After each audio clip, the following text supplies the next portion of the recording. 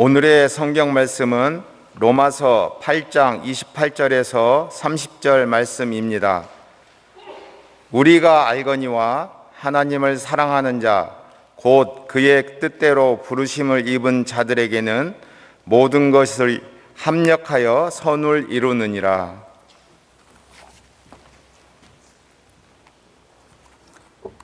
하나님이 미리 아신 자들을 또한 그 아들의 형상을 본받게 하기 위하여 미리 정하셨으니 이는 그로 많은 형제 중에서 맏아들이 되게 하려 하심이니라. 또 미리 정하신 그들을 또한 부르시고 부르신 그들을 또한 의롭다 하시고 의롭다 하신 그들을 또한 영화롭게 하셨느니라. 이 말씀은 살아계신 하나님의 말씀입니다. 기도하겠습니다. 은혜로우신 하나님 감사합니다. 우리들 잠깐 잊고 있었던 귀한 성가대의 찬양을 다시 들을 수 있도록 은혜를 베푸시니 감사합니다. 저들의 귀한 노력이 하늘의 보좌를 감동시키고 여기 모여있는 성도들의 마음을 울렸사오니 주여 기쁨을 허락하여 주옵소서. 또한 아버지 하나님, 이 시간 부족한 종이 아버지 하나님의 말씀을 들고 단위에 섰습니다.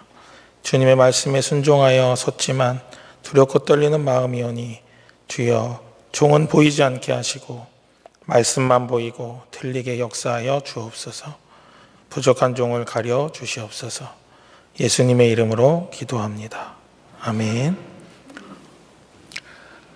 오늘 말씀을 준비하면서 하나님을 소개해야 되겠다, 이런 마음을 하나님께 얻었습니다. 하나님, 제가 어떻게 설교하면 좋을까요? 이렇게 기도했거든요. 제 마음에는 욕심도 있었습니다. 이렇게 대예배 때 설교할 기회가 자주 없으니까 더 잘해야지, 더 잘하고 싶다, 이런 마음이 있었는데 하나님께 기도를 하면 할수록 하나님께서 그 마음을 내려놓고 네가 나를 잘 소개해 줬으면 좋겠다, 이런 마음을 허락해 주셨습니다. 그러고 나서 오늘 본문을 다시 읽어보니까 로마서 8장 28절의 시작이 우리가 알거니와입니다. 우리가 알고 있는 하나님을 바울이 소개한다는 거예요. 그러면 우리는 여기서 질문할 수 있습니다. 하나님은 왜 바울에게 우리가 알고 있는 그 하나님을 다시 이야기하도록 했을까? 베트남 전쟁 때 일입니다. 베트남 전쟁에 이제 미군이 참전하고 이제 미군 병사들과 베트콩들이 전쟁을 하는데 어느 날 부비 트랩에 걸려서 장교들이 여러 명 베트콩들에게 생포되는 그런 일이 있었습니다. 생포되다 보니까 여러분 그 생활이 어떠하겠어요? 포로인데 막 고문하고요, 그렇죠? 먹을 것도 잘 안 주고 또 어디 이렇게 아프면은 이게 그냥 조금 생명만 부지할 수 있을 정도로 케어를 해주는 거예요. 너무 힘드니까 빨리 구조받았으면 좋겠다, 이렇게 생각을 했겠죠. 그러다가 어떤 장교가 이렇게 말합니다. 하나님이 우리의 기도를 들으셨으니까 이번 부활주일에 우리가 구조받을 거야, 이렇게 얘기했어요. 그랬더니 다른 장교들이 맞아. 예수님이 부활하셨잖아. 우리를 그 부활절에 맞춰서 구조해 주실 거야, 이렇게 생각했어요. 여러분, 구조를 받았을까요? 못 받았을까요? 받았을 것 같으세요? 못 받았을 것 같으세요? 받았을 것 같으세요?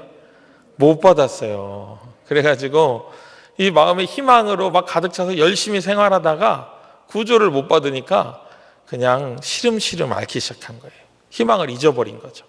그러고 나서 결국 그 장교들이 죽었습니다. 시간이 얼마나 흘렀을까요? 또 다른 장교들이 이렇게 말하는, 기도하다가 크리스마스 때는 우리가 꼭 구조될 거라고, 예수님이 탄생하셨잖아, 이러면서 막 얘기를 했어요. 그래서 분위기가 어떻게 됐을까요? 맞아. 그러면서 또 막 새 희망에 힘을 얻었습니다. 여러분, 구조 됐을까요? 구조 안 됐을까요? 어땠을 것 같으세요? 의견이 분분하시죠? 이제 또 크리스마스까지 오다 보니까 구조를 못 받았어요. 그래가지고 앞에 장교들처럼 시름시름 앓다가 죽었어요. 결국 나이가 제일 많은 장교 한 명만 살아남게 되었습니다. 그 장교가 이제 구조를 받고 본국으로 소환돼서 수송기를 타고 가서 이제 막 내려가지고 기자들이 막 물어보는 거예요. 어떻게 살아나게 되셨습니까? 막 물어보는 거예요. 그랬더니 그 장교가 이렇게 말하는 거예요. 언젠가 하나님이 분명 구주해 주실 거라고 믿었습니다. 그날이 오늘이네요. 참 감사합니다. 이렇게 이야기를 했다고 합니다. 이 이야기를 들으면서 읽으면서 우리의 계획과 하나님의 계획은 다를 수 있구나, 이렇게 생각이 들었습니다. 또 우리가 가지고 있는 그 작은, 우리가 만들어낸 그 작은 희망이 얼마나 쉽게 무너지는지, 또 그 희망 때문에 우리가 얼마나 어려워지는지도 금방 알게 되었습니다. 바울은 이렇게 자기의 계획으로, 자기의 희망으로 살아가려고 노력하는 그 사람들에게 오늘 28절로 이렇게 이야기합니다. 우리가 알거니와 하나님을 사랑하는 자, 곧 그의 뜻대로 부르심을 입은 자들에게는 합력하여 선을 이루느니라. 바울이 지금 뭐라고 하고 있나요? 그게 아니야, 하나님이 협력해서 선을 이루시는 거야, 이렇게 우리에게 말해주고 있습니다. 우리가 이 부분을 좀 자세히 살펴보려고 하는데요, 19세기에 영향력 있는 설교자였던 존 스토트 목사님은 이 부분에서 부인할 수 없는 5가지 확신이 있다, 이렇게 이야기하셨는데, 저는 오늘 여러분들과 3가지 확신을 가지고 같이 은혜를 나누도록 하겠습니다. 첫 번째 확신은요, 우리 같이 한번 해볼까요? 하나님은 일하신다. 네, 얼마나 놀라운 확신인지 모릅니다. 여러분, 하나님이 일하신다, 이것만 잘 붙잡아도 우리의 믿음이 쉽게 흔들리지 않을 수 있습니다. 우리는 신앙생활을 하면서 또는 생활을 하면서 종종 나 혼자 있는 것 같은, 아니 하나님께 기도를 해도 하나님이 나의 기도를 들어주시지 않는 것 같은 그런 순간을 경험할 때가 종종 있습니다. 그래서 성경의 여러 기자들 중에는 하나님, 나의 기도에 응답해 주세요, 하나님 왜 말이 없으십니까? 이렇게 부르짖기도 합니다. 그런 것처럼 우리의 귀에는 들리지 않아도, 우리의 눈에는 보이지 않아도 하나님은 우리를 통해서 우리와 함께 계시고 우리에게 일하고 계시다 하는 것입니다. 예레미야 33장 2절에 보면은 예레미야가 시위대 뜰에 갇혀 있을 때 하나님이 예레미야에게 임재하셔서 나는 이런 여호와야 라고 소개하는 구절이 나옵니다. 예레미야 33장 2절에 일을 행하시는 여호와, 그것을 만들어 성취하시는 여호와, 그 이름을 여호와라 하는 이가 이같이 말하노라, 이렇게 말씀하십니다. 하나님께서 지금 자신을 뭐라고 소개하고 계시죠? 일을 행하시는 여호와라는 거예요. 사랑하는 여러분, 우리가 이런 확신을 가져야 될 줄로 믿습니다. 두 번째 우리가 가져야 될 확신은 하나님은 사랑하는 자들에게 선을 베푸신다는 거예요. 우리 한번 같이 해볼까요? 하나님은 사랑하는 자들에게 선을 베푸신다. 네, 여러분 꼭 믿으시기 바랍니다. 네, 여러분, 근데 하나님께서 우리 사랑하는 우리에게 선을 베푸시는데 좀 여기 맹점이 있어요. 뭐냐면 하나님께는 선인데 나한테는 선이 아닐 수도 있잖아요. 물론 궁극적으로는 선이 되겠습니다만 그 순간 아닐 수도 있잖아요. 그러면 우리 얼마나 당황될까요? 그렇죠? 네덜란드에 코리텐붐이라고 하는 여사님이 있습니다. 이분이 나치 독일 시절에 네덜란드에 살았는데요. 그의 아버지는 시계를 수리하는 시계 수리공이었습니다. 그 시계를 수리하면서 어느 날 아빠가 이 코리텐붐 여사와 그의 언니에게 이렇게 말하는 거예요. 우리 가족은 이제부터 유태인들을 우리 집에 주겠다. 그들을 우리가 보호해야 돼. 그들을 믿는 백성이기 때문에 우리가 보호해줘야 돼. 이렇게 말을 했어요. 그때부터 이제 집에 유태인들을 숨겨주기 시작한 거예요. 그러다가 꼬리가 밟혀가지고 결국 온 가족이 다 잡혀가게 됐습니다. 그 집에 숨어있던 유태인들은 잡히지 않았는데 이 가족이 잡혀가게 됐어요. 아버지는 남자니까 남자 수용소로 가고, 또 코리텐붐 여사와 언니는 여자 수용소로 나눠지게 됐습니다. 그런데 거기서 10시간 동안 노동을 해야 되는 거예요. 수용소기 때문에 벌레가 많고 청결하지 못한 거예요. 오물이 있고, 또 여자 수용소다 보니까 남자 병사들이 성적으로 막 괴롭히는 거예요. 그런 대우를 받다가 코리텐붐 여사의 언니가 결국 숨을 거둡니다. 이 모든 광경을 다 지켜봤잖아요. 코리텐붐 여사가. 너무 마음이 아프겠죠. 그리고 자기 언니를 성적으로 욕보이고 막 학대하고 그랬던 간수의 얼굴을 잊을 수 있을까요? 아마 잊기 어려울 것 같아요. 그렇죠? 그런데 기적적으로 코리텐붐 여사는 행정 미스로 명단에 이름이 빠지는 바람에 그 수용소에서 유일하게 혼자 살아남게 됩니다. 그리고 이제 네덜란드로 돌아오는데요. 그러고 나서 하나님께서 코리텐붐 여사의 마음에 이렇게 말씀하시는 거예요.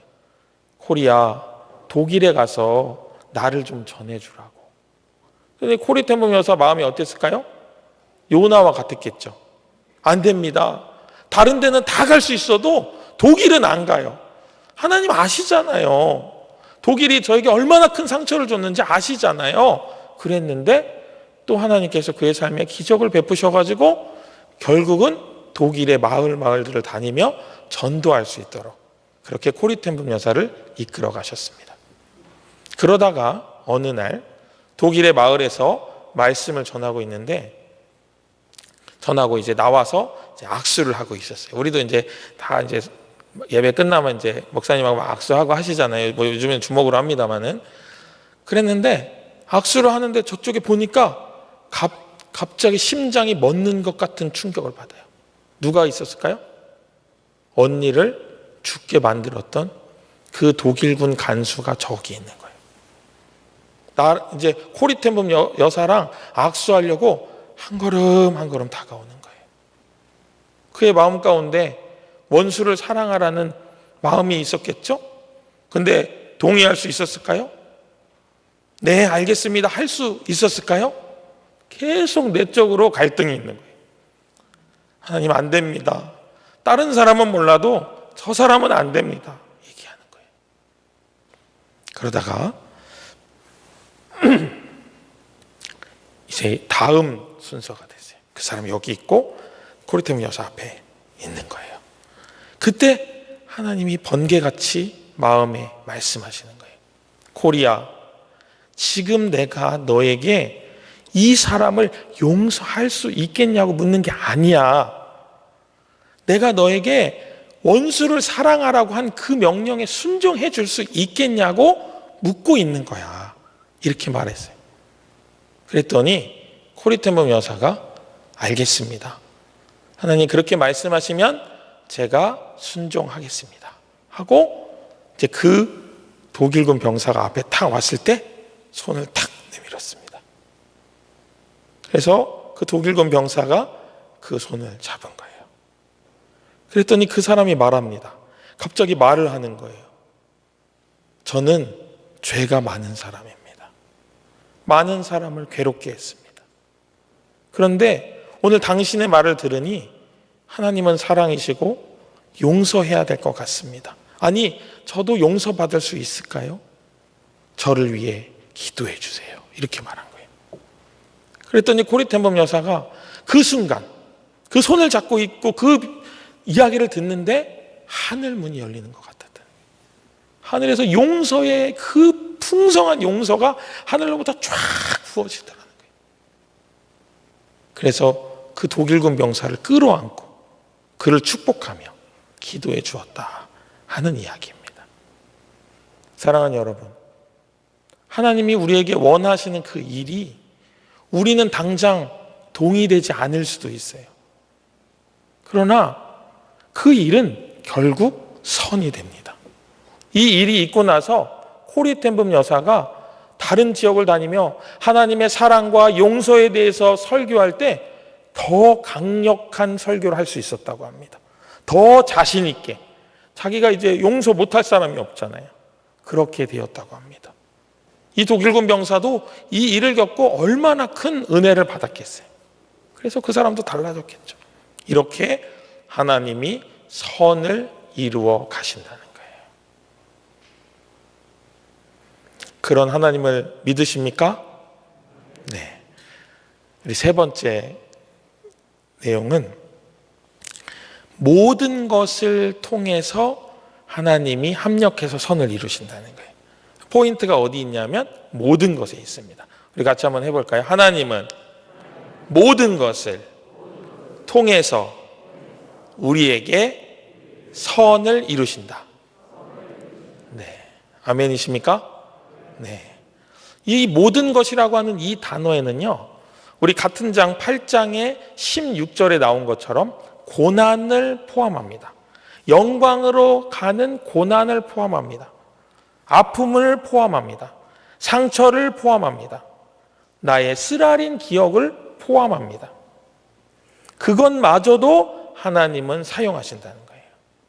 우리가 기쁘게 하나님을 찬양하고 하나님을 높여드리고 그런 것만 하나님 사용하시는 것이 아니고 우리의 아픔, 상처,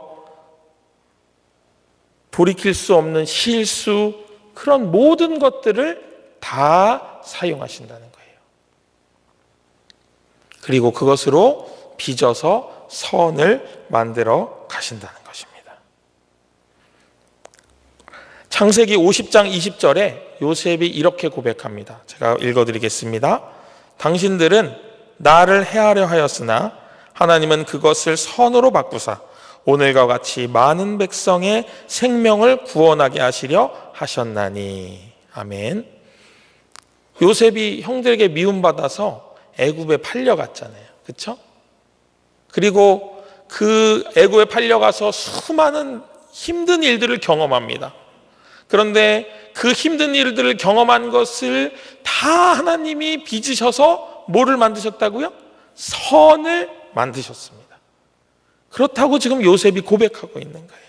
그리고 그 행동을 통해서 우리가 큐티했던 것처럼 고센 땅에 이스라엘 백성들을 거주하게 하시고 거기서 생육하고 번성해서 큰 민족을 이루시는 하나님의 약속을 일구어 가시는 것입니다.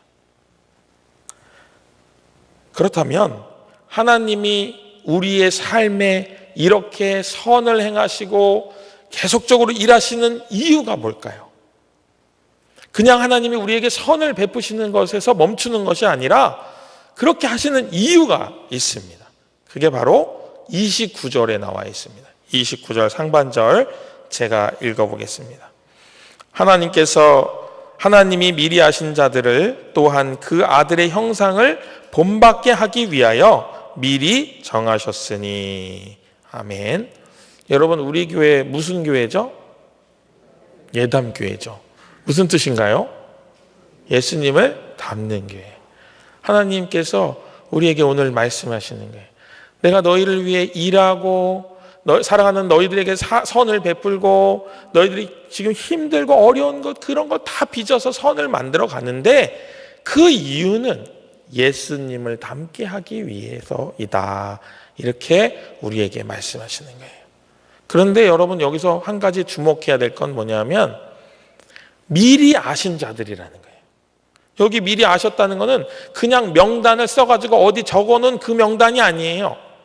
여기서 미리 아셨다는 것은 경험적으로 안다는 뜻이에요. 마치 우리 엄마가 지금 이 순간 여기 있으면 뭐라고 말할지 딸이 아는 것처럼, 아들이 그것을 금방 답을 할 수 있는 것처럼 분명히 잘 알고 계시다는 거예요. 그래서 그 삶에 딱 맞는 은혜와 딱 맞는 고난과 어려움을 주셔서 그걸 통해서 성장하고 성숙하고 예수 그리스도의 믿음의 장성한 분량에 이르기까지 충만하도록 이끌어 가신다는 거예요. 이런 의미로 볼 때 고난은 우리에게 참 유익입니다. 또 30절에 보면요, 예지와 예정과 또 소명과 칭의와 영화의 단계를 설명합니다. 이 단계에 맞춰서 우리를 하나님께서 이끌어 가시는 거예요. 한치의 오차도 없이 미리 알고 부르시고, 내가 이 사람을 정하시고, 하나님께서 그 사람을 정하시고 예정하시고, 그 다음에 부르시고 소명하시고 의롭다 칭하시고, 또 영화에 이르는 성화의 단계들을 반복적으로 경험하게 해서 영화에 이르도록 한다는 거예요. 그런데 여러분, 우리가 수요 신학 강좌에서 배웠잖아요. 영화는 미래에 일어날 일이에요. 그렇죠? 여러분 벌써 영화롭게 되셨을까요? 우리는 지금 성화의 단계를 가고 있잖아요. 그런데 재미있는 것은, 여러분 우리 한글 성경에도 잘 볼 수 있는데, 이 영화의 단계가 과거형으로 기록되어 있어요. 영화롭게 되었다 그러는 거예요. 과거형이죠. 왜 그랬을까요? 왜 과거형으로 하셨을까요? 이거는 믿음의 선포입니다. 능력이 많으시고 실수가 없으신 하나님께서 지금 어떤 상황에 놓여 있는 지체라 할지라도 버려두지 않으시고 그를 영화롭게 하신다는 거예요. 아니, 영화롭게 하셨다는 거예요. 이제 곧 그 일이 일어나기만 하면 된다는 것이. 사랑하는 여러분, 코로나 상황으로 많이 힘드시죠? 이런 일이 있을 줄 몰라서 당황하셨죠? 그런데 하나님은 다 알고 계셨어요.